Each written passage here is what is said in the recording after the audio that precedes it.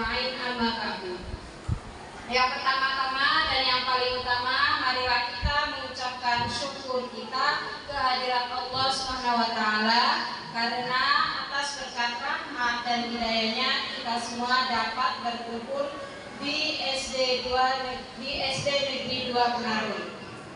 Kedua kalinya sholawat seiring salam, marilah kita sama-sama sanjung tinggikan ke pangkuan Nabi besar Muhammad Sallallahu Alaihi Wasallam. Yang saya hormati Bapak Kepala Sekolah, yang saya hormati Bapak dan Ibu Dewan Guru SD Negeri 2 Penarun. Baiklah Bapak Ibu, pertama sekali saya mengucapkan banyak terima kasih karena Bapak dan Ibu telah menyediakan waktunya untuk memenuhi undangan saya, yaitu bersama-sama kita belajar atau berbagi praktik baik tentang budaya positif. Nah Bapak Ibu, selanjutnya saya akan memperkenalkan, saya merupakan calon guru penggerak angkatan 10 dari SD Negeri 2 Penarun, dan di sebelah saya fasilitator saya bernama Ibu Naiza SPD MSI, kemudian Bapak pengajar praktik saya Bapak Safrijal dari SD Negeri 5 Penarun. Nah Bapak Ibu, sebelum kita melakukan forum ini, sama-sama kita buat forum kesepakatan, atau sering kita dengar itu kesepakatan, biasa kalau di kelas namanya kesepakatan kelas ya. Di sini udah ada dua contohnya. Yang pertama, menghargai siapapun. Yang kedua, menjadi pendengar yang baik. Nah, Bapak dan Ibu boleh menyambung untuk poin nomor 3 dan selanjutnya. Bagaimana Bapak dan Ibu? Apakah kita tambah poinnya? Tambah. Ya, silakan Bu Siti. Apa poinnya? Apa poin? Ya, tambah kesepakatan kelas. Ini kan baru 2. Misalnya izin ketika keluar. Izin ketika keluar. Ya, terima kasih Bu Siti. Selanjutnya siapa lagi yang akan menambahkan? Bu Rika? Bisa. Kita kan mempunyai HP ya, setiap orang, jadi mensinkronkan HP sebelum acara dimulai. Ya, cukup 4 aja ya. Ya. Terima kasih Bapak dan Ibu telah menambahkan poinnya.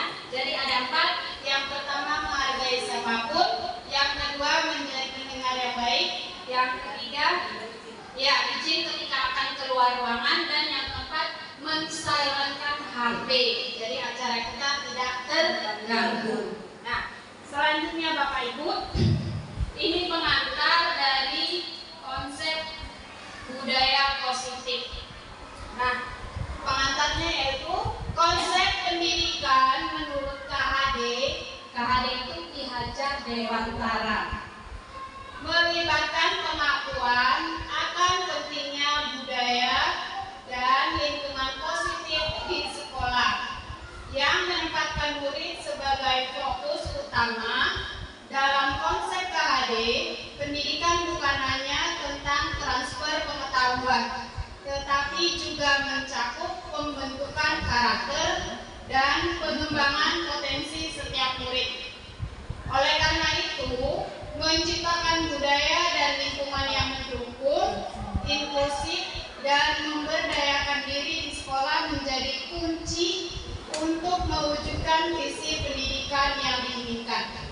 Nah, jadi intinya Bapak Ibu, menurut Ki Hajar Dewantara, kita sebagai pendidik itu harus mengutamakan karakter murid atau peserta didik, di mana karakter yang harus kita bentuk itu karakter yang sesuai dengan profil pelajar Pancasila. Selanjutnya, nah dalam konsep budaya positif itu ada 8 materi. Yang pertama tentang perubahan paradigma belajar, kedua disiplin positif, 3 nilai-nilai kebajikan, 4 kebutuhan manusia, 5 motivasi perilaku manusia, 6 posisi kontrol guru, 7 keyakinan kelas, dan yang terakhir segitiga restitusi. Nah, Bapak Ibu, kita akan mengupas satu persatu tentang materi inti dari budaya positif. Yang pertama tentang perubahan paradigma belajar.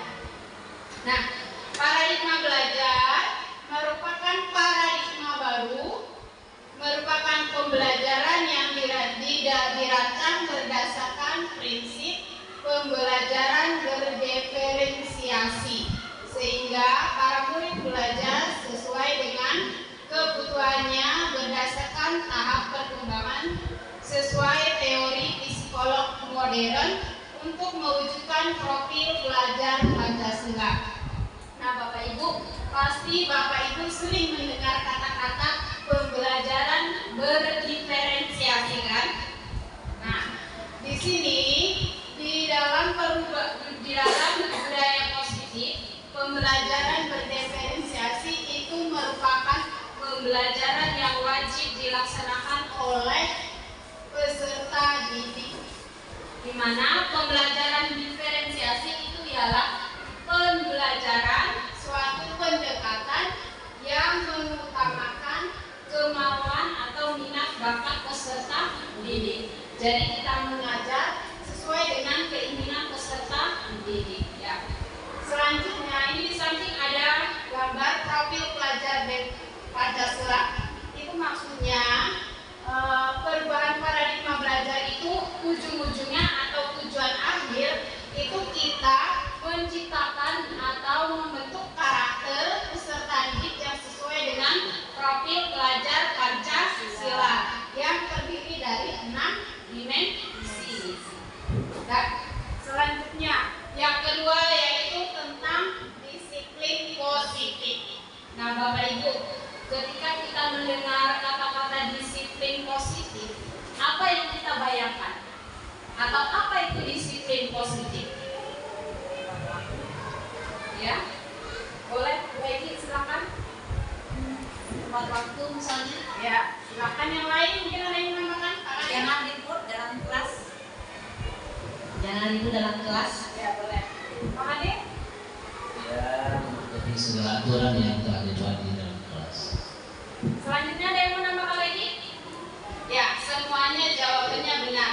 Ketika kita mendengar kata-kata disiplin positif, itu pasti semuanya berhubungan dengan kebaikan, tingkah laku kita, baik itu tepat waktu, baik itu pokok tanggung jawab, pokok semua perbuatan harus perbuatan yang baik. Kalau di sini disiplin positif, disiplin berasal dari kata disiplina yang artinya belajar. Disiplin mengacu pada disiplin diri yang memiliki rasa tanggung jawab terhadap apa yang dilakukannya berdasarkan nilai-nilai yang diyakini. Sebagai pendidik, tujuan kita adalah menciptakan peserta didik yang memiliki disiplin diri sehingga murid berperilaku mengacu kepada nilai-nilai kebajikan universal dan memiliki motivasi intrinsik dalam perubahan perilaku ke arah yang lebih baik.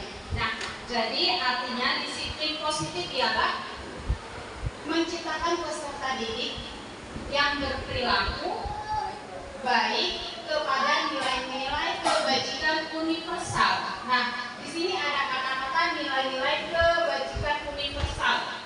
Artinya nilai-nilai kebajikan universal adalah nilai-nilai yang baik. Contohnya bertanggung jawab, jujur, tepat waktu. Ini ada contoh dari nilai-nilai kebajikan. Yang pertama berdasarkan profil pelajar Pancasila. Profil pelajar Pancasila kan ada 6. Itu merupakan semuanya dari disiplin nilai-nilai kebajikan. Kemudian yang kedua ada dari Ibo Primary Years.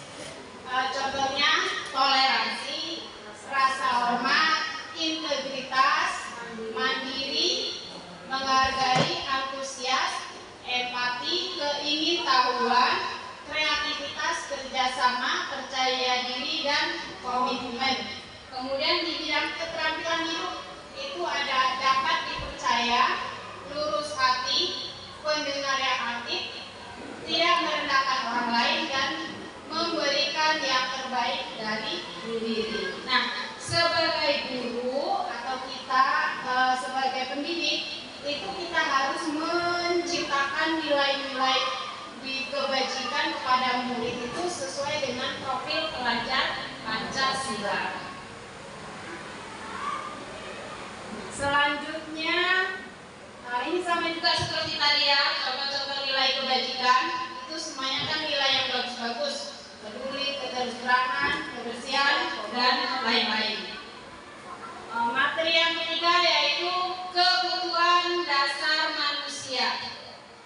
Kita sebagai makhluk hidup pasti mempunyai kebutuhan dasar. Nah, kebutuhan dasar manusia itu ada 5. Yang pertama, bertahan hidup. Yang kedua, kasih sayang dan rasa diterima. Yang ketiga, kebebasan. Keempat, kesenangan. Dan yang kelima, penguasaan. Nah, Bapak Ibu, ketika kita mendengar kata-kata bertahan hidup atau kebutuhan dasar hidup manusia yang pertama yaitu bertahan hidup, itu contohnya apa? Agar kita dapat bertahan hidup, kita harus apa? Makan, minum, ya. Itu merupakan contoh dari kebutuhan bertahan hidup. Makan, minum, sandang, tempat tinggal, ya kan? Ini dia contohnya. Nah, bertahan hidup contohnya kebutuhan makanan, pakaian, tempat tinggal, keamanan, dan kesehatan. Sedangkan kasih sayang dan rasa terima itu contohnya rasa diterima, dipedulikan, berbagi, kerjasama, menjadi bagian dalam kelompok. Kalau untuk penguasaan, contohnya harga diri, keinginan untuk dianggap, memimpin, berprestasi, diakui, dan didengar.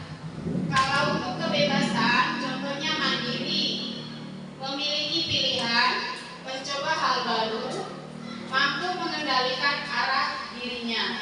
Dan yang terakhir ada kebutuhan kesenangan, contohnya bermain, humor, antusiasme, dan tertawa. Paham ya Bapak Ibu? Kebutuhan dasar manusia ada 5. Kita lanjut ke materi selanjutnya. Di sini ada motivasi manusia. Nah, Bapak Ibu, kita pasti punya motivasi. Misalnya, ketika kita akan berangkat ke sekolah, itu pasti ada beberapa motivasi. Nah, saya ingin mendengarkan motivasi dari Bapak Ibu ketika berangkat sekolah atau ketika kita mau mengajar, itu motivasinya apa? Ada yang mau memberikan tanggapan? Motivasi Bapak Ibu? Dua? Tidak ada? Yang hadir? Motivasi Bapak untuk mengajar ke sekolah? Motivasi dalam diri boleh, motivasi dari luar juga boleh. Ketika kita mau mengajar ke sekolah, pasti ada motivasi. Saya bersama apa? Mengajar ya, persiapan diri kita itu terlebih dahulu, kemudian ya ini kesiapan kita untuk bagaimana kita memasuki kelas sehingga apa yang kita harapkan itu bisa berjalan. Terima kasih Pak Nadir, penjelasannya sangat jelas ya. Di sini motivasi itu terbagi menjadi 2. Ada motivasi ekstrinsik atau motivasi dari luar, kemudian ada motivasi intrinsik atau motivasi dalam diri.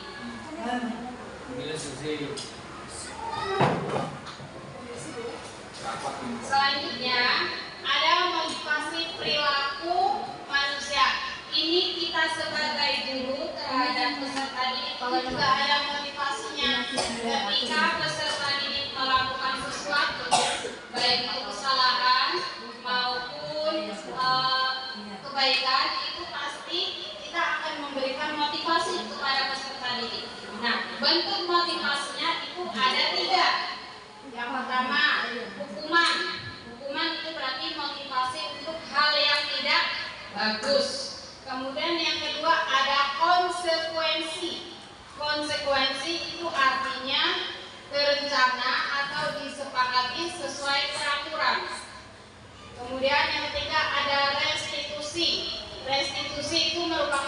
proses menciptakan kondisi bagi murid untuk perbaikan kesalahannya. Lanjut ya Bapak Ibu. Nah, ini yang paling menarik, 5 posisi kontrol guru. 5 posisi kontrol guru itu ada 5. Yang pertama, penghukum, membuat merasa bersalah, teman, pemantau, dan manajer. Nah, Bapak Ibu, kita pasti sebagai guru itu mempunyai posisi terhadap murid ya. Ketika murid itu melakukan kesalahan, itu pasti ada di dalam diri kita. Apa kita menghukum dia, atau membuat dia merasa bersalah, atau dijadikan sebagai teman, atau hanya kita pantau saja. Dan yang ketiga dan yang terakhir ada manajer. Nah Bapak Ibu, saya ingin bertanya kepada Bapak Ibu, kira-kira di antara 5 posisi ini yang sering kita lakukan terhadap murid itu yang mana? Bang hukum. Iya. Kalau misalnya ada kasus anak membuang sampah sembarangan, langsung kita hukum tanpa kita tanya kenapa dia buang sampah sembarangan, kan?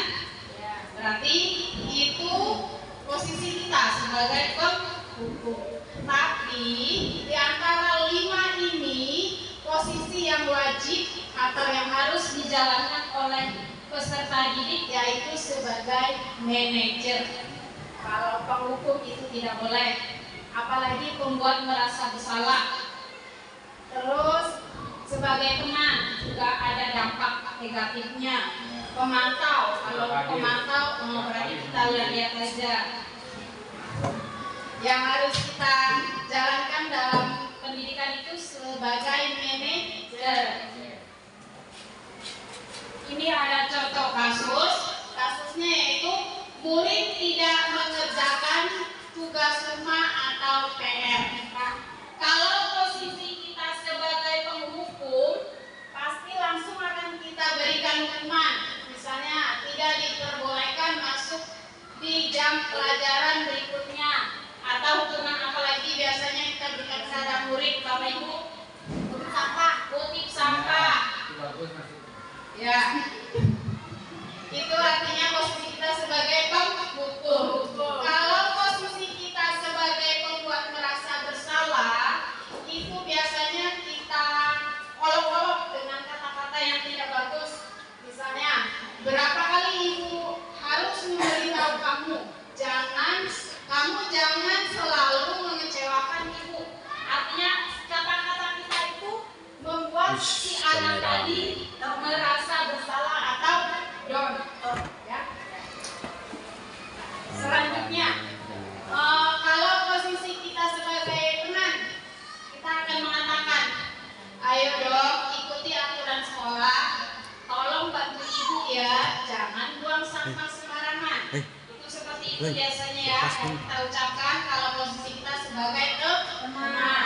Kemudian kalau posisi kita sebagai pemantau, kamu sudah melanggar peraturan sekolah, kamu tahu konsekuensinya.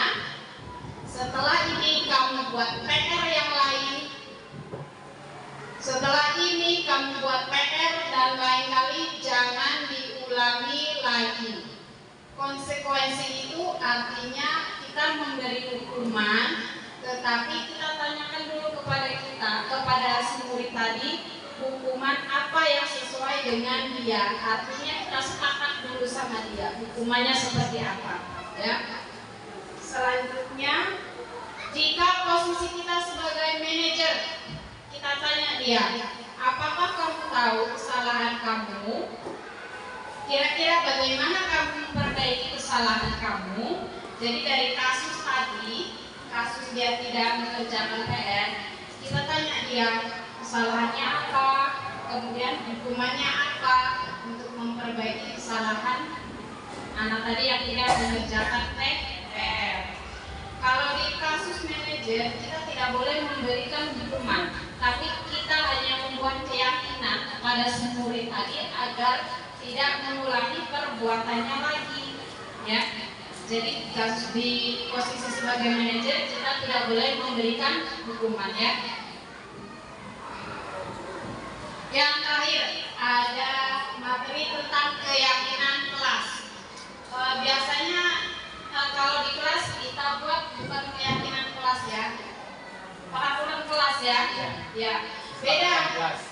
Kesepakatan kelas juga antara keyakinan kelas dengan peraturan kelas itu beda. Kalau keyakinan kelas itu kita buat bersama murid, rame-rame kita buat, kita tanya apa-apa saja yang kata-kata apa saja yang kira-kira cocok untuk keyakinan kelasnya. Artinya kita buat bersama murid. Sedangkan kalau peraturan kelas itu hanya kita yang membuat, murid tidak dilibatkan. Jadi beda ya Bapak Ibu ya antara keyakinan dan peraturan. Jadi di sini harusnya keyakinan kelas karena kita membuat bersama dengan murid. Nah, keyakinan kelas adalah nilai keselamatan atau kesehatan, inilah yang kita sebut sebagai suatu keyakinan, yaitu nilai-nilai kebajikan universal yang disepakati secara tersirat dan tersurat, lepas dari latar belakang suku, negara, bahasa maupun agama. Seseorang akan lebih tergerak dan bersemangat untuk menjalankan keyakinannya daripada hanya sekedar mengikuti serangkaian peraturan tertulis tanpa makna. Nah, Bapak Ibu, jadi kita dianjurkan di dalam kelas itu membuat keyakinan kelas, bukan peraturan kelas. Kalau keyakinan kelas kita buat bersama murid, itu murid akan tahu hal-hal apa yang harus dilakukan dan tidak boleh dilakukan. Karena murid sendiri yang buat, dia pasti akan ingat. Tapi kalau peraturan kelas, karena kita yang buat, murid tidak akan ingat apa peraturan kelasnya walaupun sudah dipapang di depan ke kelas. Paham ya Bapak Ibu? Nah, ini pembentukan keyakinan kelas. Yang pertama harus bersifat abstrak. Yang kedua berupa pernyataan universal. Ketiga dibuat dalam pernyataan positif. 4 sedikit saja agar mudah diingat. 5 sesuai dengan kondisi kelas dan sekolah sehingga mudah diterapkan. 6 semua warga kelas atau sekolah dilibatkan saat pembuatan keyakinan kelas. Nah Bapak Ibu, saya mau tanya, kemarin waktu kita pertama masuk tahun ajaran baru, pasti kita buatnya peraturan kelas kan, bukan keyakinan kelas. Iya kan? Kesepakatan kelas. Tapi kebanyakan kita buatnya peraturan ya, bukan keyakinan kan. Lanjut. Ini contoh-contoh nilai kebajikannya ya. Nilai kebajikan itu artinya nilai yang baik. Nah, ini materi terakhir kita yaitu tentang segitiga restitusi, yaitu suatu proses dialog yang dijalankan oleh guru dengan murid agar dapat menghasilkan murid yang mandiri dan bertanggung jawab. Di segitiga restitusi ini ada 3 tahapan. Yang pertama, menstabilkan identitas. Yang kedua, validasi tindakan yang salah. Dan yang ketiga, menanyakan keyakinan. Nah Bapak Ibu, segitiga restitusi itu kita gunakan ketika anak didik kita itu melakukan kesalahan. Misalnya seperti tadi, tidak mengerjakan PR. Nah, itu kita interogasi dia, atau istilahnya jadi psikolog sementara lah. Interogasi dia, apa sebabnya dia tidak mengerjakan PR. Kemudian kita tanyakan dia keyakinan kelasnya sesuai tidak. Kalau perbuatan tidak mengerjakan PR dengan keyakinan kelas pasti tidak sesuai. Oke. Selanjutnya ini ada yang pertama menstabilkan identitas itu berdasarkan prinsip membuat kesalahan adalah proses bagian dari proses pembelajaran. Nah, dalam langkah-langkah ini biasanya kita akan mengucapkan berbuat salah itu wajar. Kemudian tidak ada manusia yang sempurna. Selanjutnya Bapak Ibu juga pernah melakukannya. Terus Bapak Ibu tidak mau mencari siapa yang salah, tapi Bapak ingin mencari solusi. Dan yang terakhir, kamu berhak merasa begitu. Selanjutnya ketika langkah validasi tindakan yang salah, yaitu berdasarkan prinsip setiap perilaku berupaya memenuhi suatu kebutuhan tertentu. Biasanya kita akan mengucapkan, kamu pasti punya alasan yang kuat mengapa kamu melakukan hal ini. Atau bisa juga, padahal kamu bisa saja melakukan hal yang lebih buruk dari ini. Atau kamu patut bangga karena telah melindungi sesuatu yang penting buat dirimu.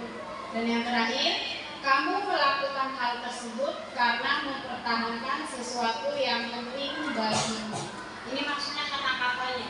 Ketika yang tidak boleh kita ucapkan. Enggak, yang kita ucapkan ketika kita interogasi si anak tadi ketika dia tidak mengerjakan PR, dari langkah validasi tindakan itu ini boleh kita ucapkan, kamu pasti punya alasan mengapa kamu tidak mengerjakan PR.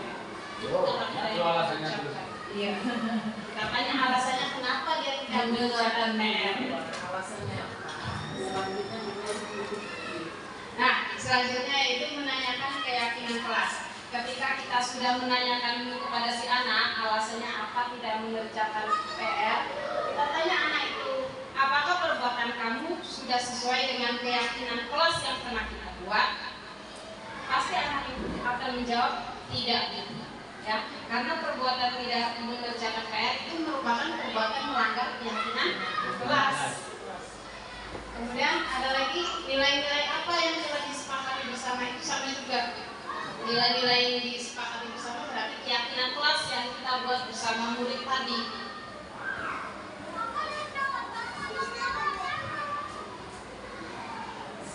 Nah, Bapak Ibu, hanya ini yang dapat saya sampaikan.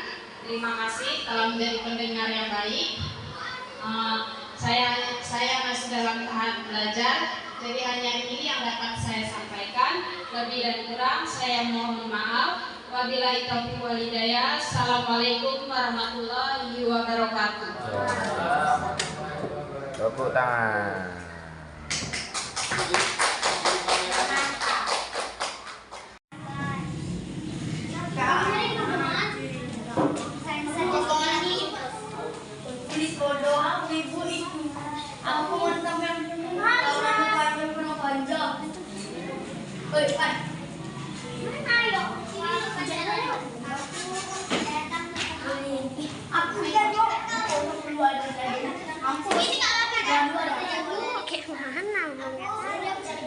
Aku sama semua sama aja Maila. Aku ini juga cerita aku nyala.